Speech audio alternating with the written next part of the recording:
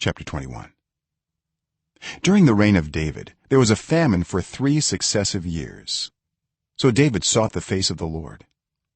The Lord said, "It is on account of Saul and his blood-stained house. It is because he put the Gibeonites to death." The king summoned the Gibeonites and spoke to them. Now the Gibeonites were not part of Israel, but were survivors of the Amorites.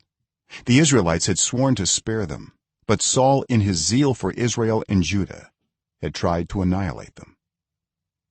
David asked the Gibeonites, "What shall I do for you? How shall I make atonement so that you will bless the Lord's inheritance?"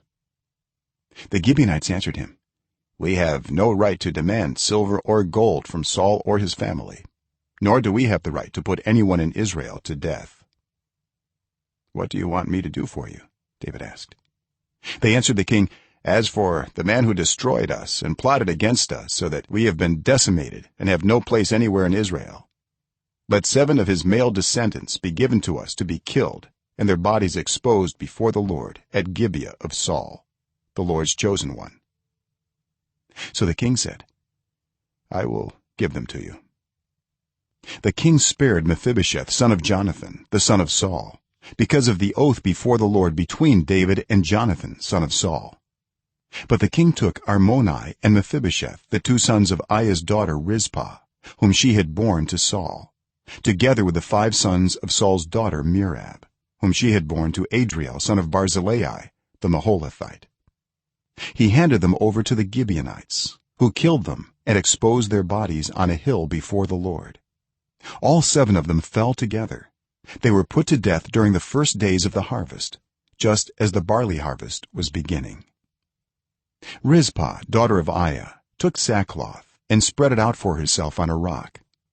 From the beginning of the harvest till the rain poured down from the heavens on the bodies, she did not let the birds touch them by day or the wild animals by night. When David was told what Aiah's daughter Rizpah, Saul's concubine, had done, he went and took the bones of Saul and his son Jonathan from the citizens of Jabesh-Gilead. They had stolen their bodies from the public square at Bethshan, where the Philistines had hung them after they struck Saul down on Gilboa. David brought the bones of Saul and his son Jonathan from there, and the bones of those who had been killed and exposed were gathered up. They buried the bones of Saul and his son Jonathan in the tomb of Saul's father Kish at Zelah in Benjamin, and did everything the king commanded. After that, God answered prayer in behalf of the land. Once again there was a battle between the Philistines and Israel. David went down with his men to fight against the Philistines, and he became exhausted. And Ishbi-Benob, one of the descendants of Rapha, whose bronze spearhead weighed 300 shekels and who was armed with a new sword, said he would kill David. But Abishai, son of Zeruiah, came to David's rescue. He struck the Philistine down and killed him.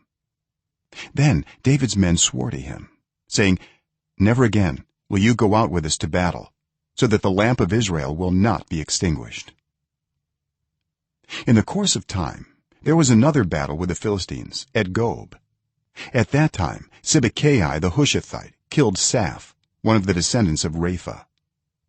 In another battle with the Philistines at Gob, Elhanan, son of Jair the Bethlehemite, killed the brother of Goliath the Gittite, who had a spear with a shaft like a weaver's rod.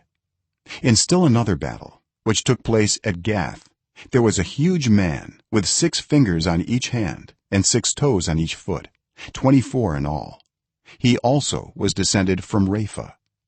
When he taunted Israel, Jonathan, son of Shimeah, David's brother, killed him. These 4 were descendants of Rapha in Gath, and they fell at the hands of David and his men.